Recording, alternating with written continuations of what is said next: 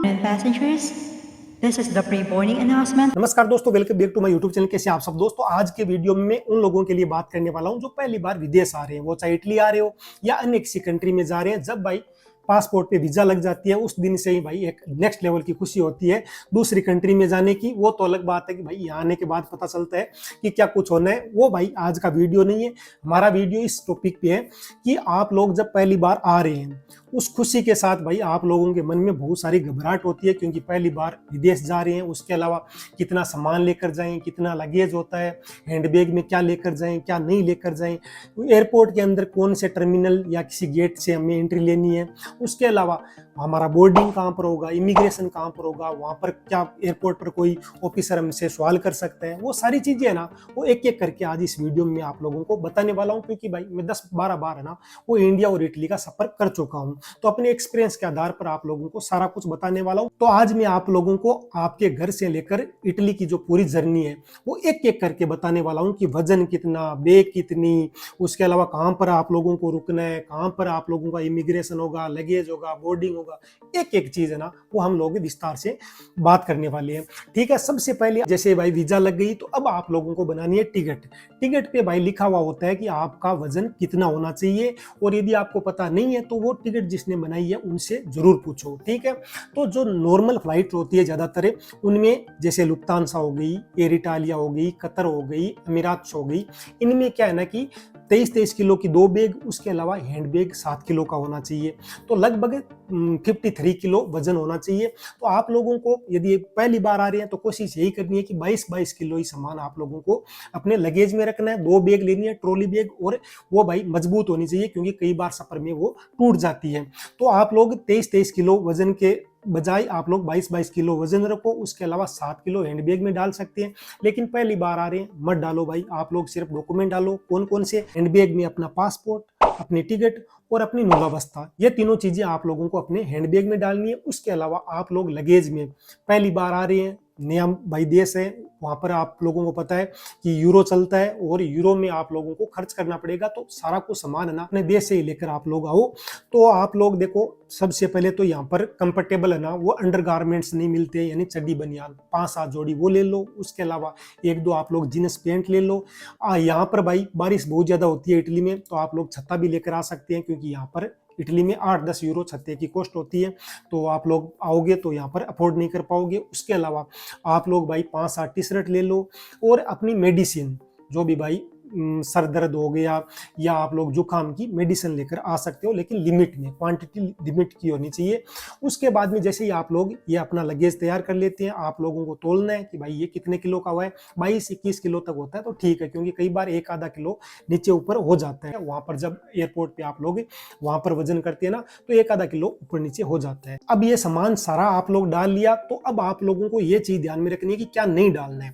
तो आप लोगों को भाई अपने लगेज के अंदर आप लोगे न तो आपको कोई लाइटर डालना है, न आपको कोई बैटरी डालनी है, ज्यादा लिक्विड नहीं डालना है, और ऐसी कोई चीज जैसे नारियल हो गया, सस्पेंस वाली चीजें उस लगेज के अंदर आपको नहीं डालनी है। ठीक है, क्योंकि वहां पर लगेज खुलवाएंगे ना तो भाई बहुत सारा टाइम चला जाएगा और आप लोग परेशान होंगे, वो अलग से है। हैंडबैग में आप लोग कोशिश करना कि हमारे ये जो मिर्च मसाले हैं और ये चीजें होती है लाइटर वगैरह, ये ना लेकर जाएं, क्योंकि वहां पर चेकिंग होगी 2-3 बार। ठीक है, तो ये सामान आपको नहीं लेकर जाना है। अब जैसे ही आप लोगों की बैग तैयार हो गई, आप लोगों की हैंड बैग तैयार हो गई, तो आप लोगों को जिस दिन आप लोगों की फ्लाइट है कोशिश यह करनी है कि कम से कम जितना आपका सफर है एयरपोर्ट तक पहुंचने में आप लोगों के पास 3 या 4 घंटे आराम से बचने चाहिए।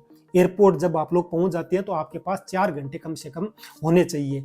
एंट्री 3 घंटे पहले करनी है, लेकिन आप लोग कोशिश ये करो घर से निकलो तो 4 घंटे आप लोग हाथ में लेकर चलो। ठीक है, क्योंकि किसी कारणवश कभी ट्रेन लेट हो जाती है, कभी गाड़ी आप लोग लेकर जा रहे हैं तो वो भी खराब हो सकती है। तो आप लोगों को कोशिश ये करनी है कि 4 घंटे पहले एयरपोर्ट पहुंचना है। अब आप लोग यदि आपकी टिकट ट्रेन के साथ फ्लाइट मेल खा रही है तो आप लोग ट्रेन ही लो, क्योंकि ट्रेन बेस्ट है। मैं आजकल ट्रेन में आता हूँ और ट्रेन में जाता हूँ भाई, थर्ड एसी में एकदम बढ़िया व्यवस्था है और आप लोग आराम से पहुंचोगे। तो आप लोग जैसे ही ट्रेन में बैठ जाते हैं, आप लोगों का सफर आपको पता है दिल्ली का 5-6 घंटे का सफर होता है। उसके बाद में भाई आप लोगों को दिल्ली कैंट पे उतरना है। दिल्ली कैंट पे उतरने के बाद आप लोगों को टैक्सी करनी है एयरपोर्ट के लिए, Indira Gandhi international airport, IGI।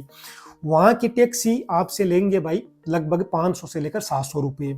आपको बोलना है टैक्सी वाले को कि मुझे टर्मिनल 3 पे उतारना है। टर्मिनल 3 वो होता है जहां पर इंटरनेशनल फ्लाइटें फ्लाई करती है, ठीक है। तो आप लोगों को उसको बोलना है कि टर्मिनल 3 पर जाना है। वो रात दिन जाता है भाई, उसको सारा कुछ पता है।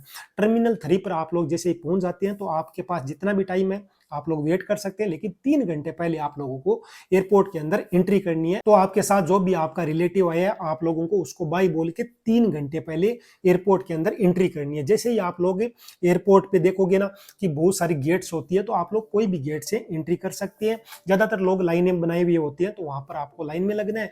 वहां पर गेट पर है ना एक सीआरपीएफ का जवान मिलेगा, वो आपसे आपका पासपोर्ट और आपकी टिकट चेक करेगा, ठीक है। उसके बाद में वो अंदर के लिए एंट्री देगा। जैसे ही वहां पर आप चेक करवा देते हैं आप लोगों को एंट्री दे देगा एयरपोर्ट के अंदर। एयरपोर्ट के अंदर एंट्री कर लेते हैं, उसके बाद में आप लोगों को भाई बड़ी बड़ी स्क्रीनें देखने को मिलेगी, एलईडी।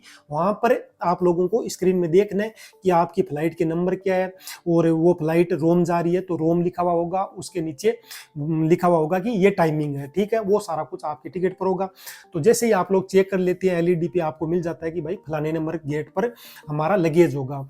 तो यदि आपको समझ में नहीं आता है, क्योंकि आप लोग पहली बार जा रहे हैं, घबराहट हो रही है, आपको नहीं समझ में आ रहा है कि हम लोग कैसे स्क्रीन पे देखें, तो वहां पर भाई बहुत सारे इंफॉर्मेशन काउंटर होते हैं। वहां पर जाकर आप लोग पूछ सकते हैं कि मेरी ये टिकट है, मेरा जो बोर्डिंग है वो कहाँ पर होगा, ठीक है।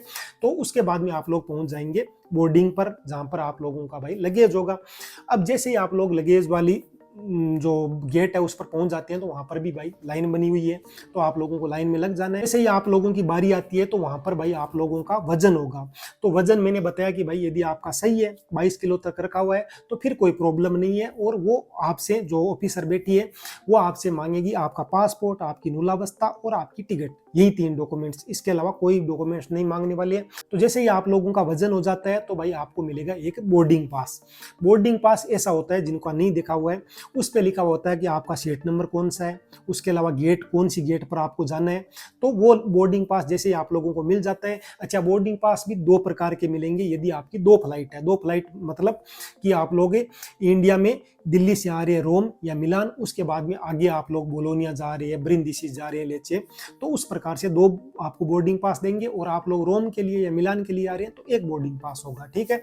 उसके बाद में आप लोगों को अब करवाना है इमिग्रेशन। इमिग्रेशन आप लोग सामने देखोगे तो भाई वहां पर इमिग्रेशन लिखा हुआ होगा, वहां पर आप लोगों को जाना है और लाइन में लग जाना है फिर से।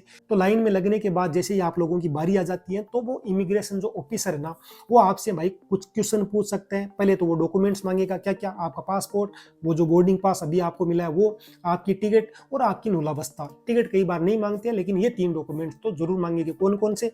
पासपोर्ट, आपकी नुलावस्था और आपका बोर्डिंग पास जो अभी अभी आप लोगों को मिला है, वो तीनों आप लोगों को उस ऑफिसर को दे देना है। उसके बाद में भाई वो ऑफिसर है ना आप लोगों से कुछ क्वेश्चन पूछ सकता है, ना भी पूछे कई बार पूछता है। कौन कौन से क्वेश्चन? कि कहाँ जा रहे हो, उसको भाई सारा कुछ पता है, क्योंकि रोज भाई लाखों पैसेंजर आते हैं।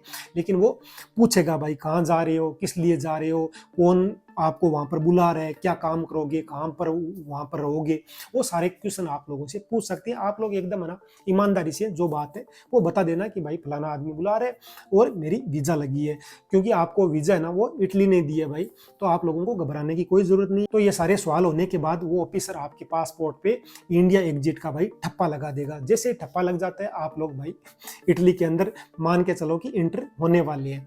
जैसे ठप्पा हो जाता है आगे भाई आप लोगों की सिक्योरिटी चेक होगी। सिक्योरिटी चेक में क्या क्या? आपका पूरा बॉडी स्कैन, उसके अलावा आपके पास जो हैंडबैग थी ना उस हैंडबैग को जांचेंगे। और उसके बाद में भाई जैसे ही आप लोगों का ये काम हो जाता है, आप लोगों के जो बोर्डिंग पास है उस पर लिखा हुआ होगा कि गेट नंबर 16, 17, 18, 19। अच्छा, वहां पर गेट नंबर है ना ऊपर जैसे करते लोग होते हैं उस पर लिखा हुआ होता है, बोर्ड होते हैं छोटे छोटे, तो उस पर लिखा हुआ होता है कि 1 नंबर से लेकर 25 नंबर तक आपको सीधा जाना है, 25 से लेकर 50 तक इधर जाना है।